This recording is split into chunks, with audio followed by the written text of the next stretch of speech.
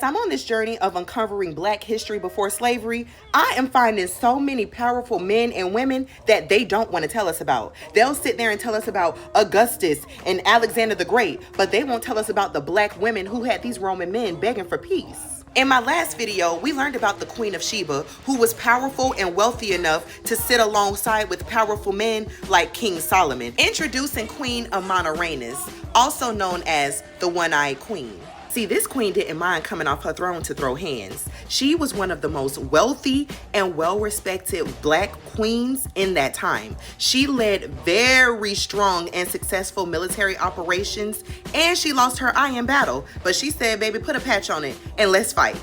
In 1st century BCE, Rome was taking over parts of Egypt. In my Albuquerque, the Lost Name for Africa video, I spoke about how one of the strong kingdoms there named the Carthage was fighting with Rome for over 118 years, and these wars were known as the Punic Wars. So when the Roman Empire finally defeated the Carthage, they felt like they was bigger than the program, and they would be able to conquer any and everybody they laid their eyes on. Now see, here's where Queen Amanirenas enters the chat, because she basically told the Roman Empire, nuck if you buck. These egotistical men thought she was all talk and no bite, and they decided to test her.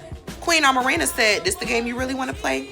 Bet. So she got her Cushite men, and they traveled into Roman-controlled Egypt and whooped they behinds, y'all. Not only did she defeat them, but she beheaded their bronze statue of King Augustus and put it under the temple so that all the people could walk over his face for the rest of his life. Y'all, she a savage. She was not playing with these Roman men. And of course, when she beheaded him, they did not like that shit, bro. They was pissed. Mind you, you can find our girls' work in the British Museum till this day. They couldn't believe they had been defeated and embarrassed by a Black empress like that. So at this point, the Roman men want to spin the block because they need some type of retaliation because she just defeated them and beheaded their prized statue of their leader and buried it under the temple so that all the people could walk over this man's face for the rest of his days. The only problem is the Roman men didn't know the terrain like the Kush people did. All these Roman men had to learn for a second time that the Kushites were not people that you just wanted to pull up and have battles with, because the Kushites were known warriors. They liked to fight for fun.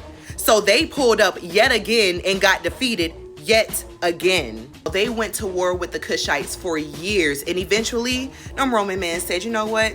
If you can't beat them, join them. So eventually the Romans negotiated a peace deal with this empress, Queen Amanirenas. And they said that, you know what? We won't bother y'all if y'all don't bother us. Let's make it a deal. She didn't mind that. The Kush maintained its independence, and the Romans